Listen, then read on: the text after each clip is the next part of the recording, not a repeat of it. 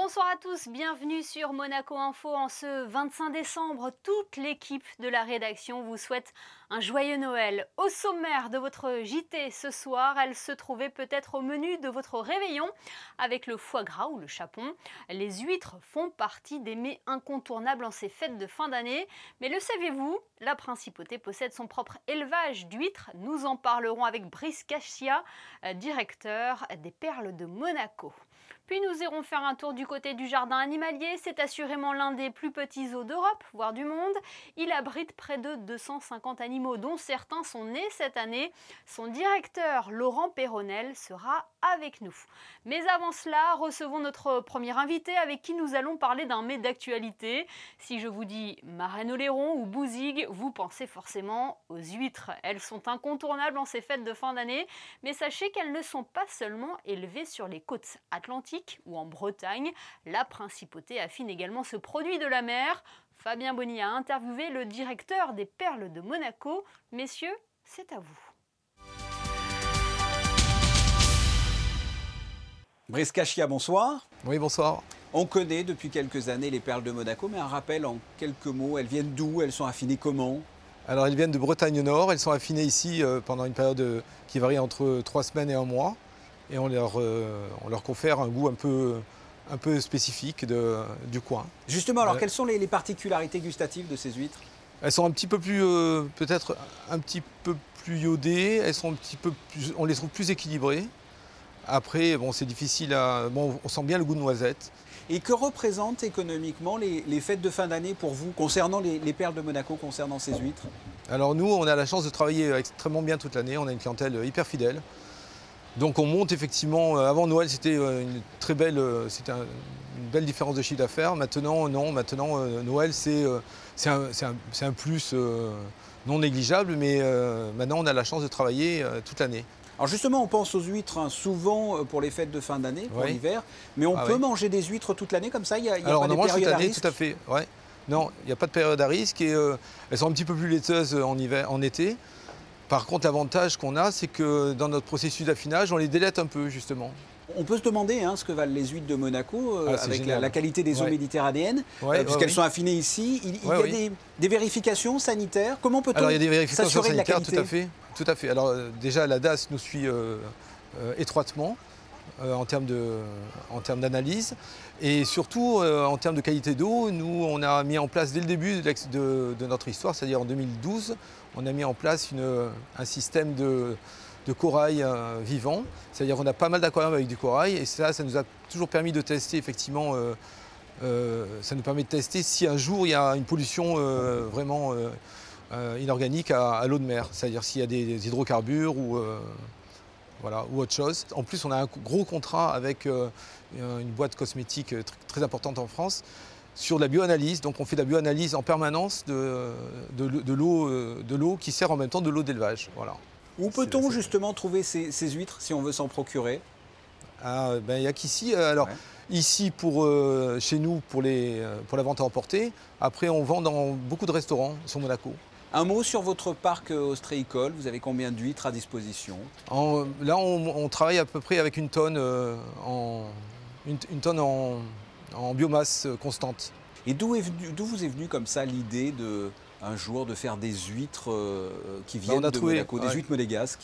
À vrai dire, quand on a... Parce qu'avant, ici, on était spécialiste mondial de la reproduction de poissons. Oui. Donc on faisait pour l'aquaculture. Donc on avait mis au point pas mal d'espèces. Et quand on a repris la société en 2011, on ne savait pas trop si on allait continuer ça ou pas. Et puis on s'est aperçu en regardant bien qu'il y avait plein de petites huîtres qui se développaient dans les canalisations. Et ça nous a donné notre fil directeur de notre développement.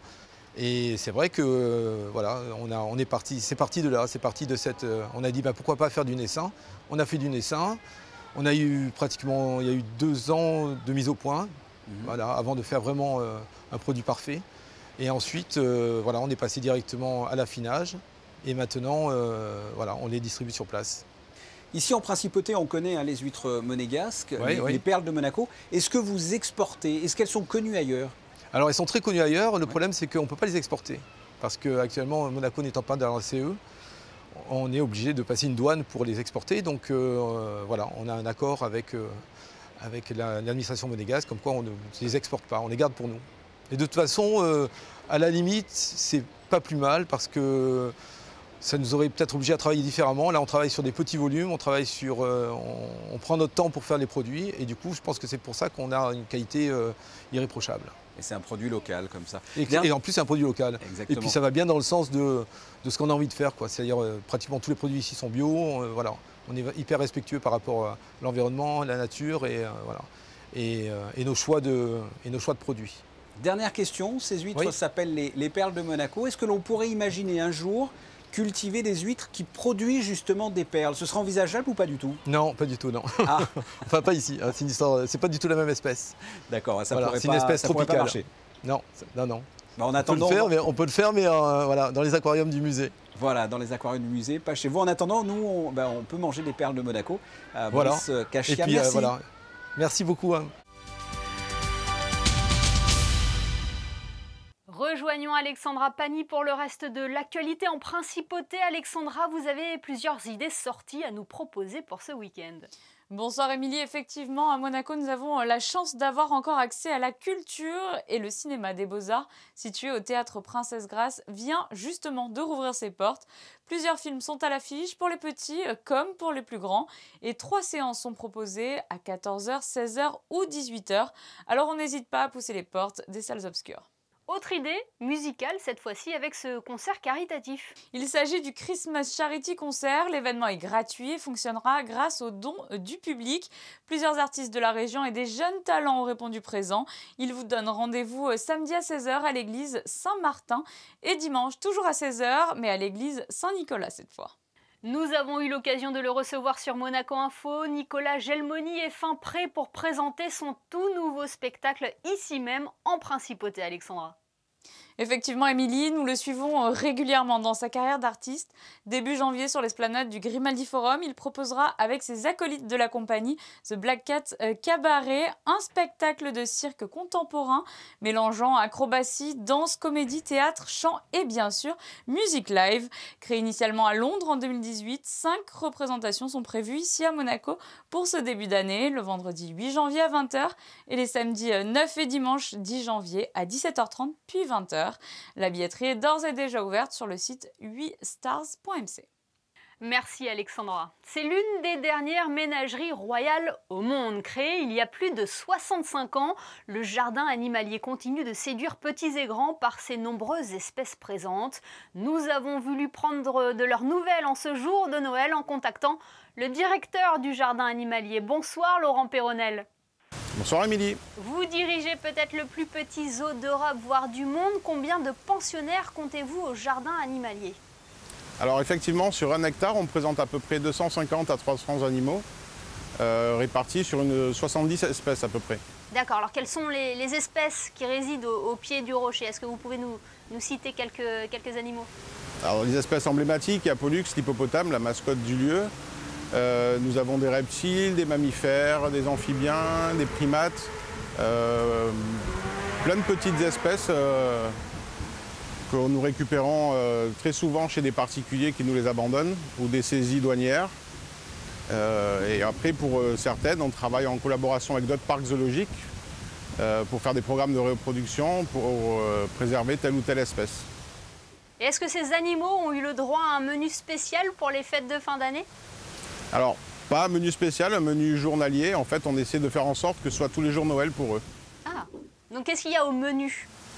Fruits, légumes frais tous les jours, des graines pour ceux qui mangent des graines, des granulés spécifiques pour chaque espèce. On fait en sorte que l'alimentation soit le mieux adaptée possible. Cette fin d'année est également l'occasion de dresser un bilan. Est-ce qu'il y a eu des nouveaux arrivants en 2020, des naissances aussi peut-être? Alors beaucoup de naissances, surtout chez les oiseaux, des ibis rouges, des pigeons de Nicobar, on a eu des petits agoutis, on a eu des petits maras, beaucoup d'espèces domestiques, des canards, des lapins, des oies. Et côté des arrivées, on a un Ouistiti pygmée qui est arrivé d'un parc de l'Aisne récemment pour former un couple avec une femelle qui doit arriver dans notre parc pour entrer dans un programme d'élevage européen. Voilà, parce qu'il y a aussi cet aspect du jardin animalier où vous vous effectuez aussi des reproductions.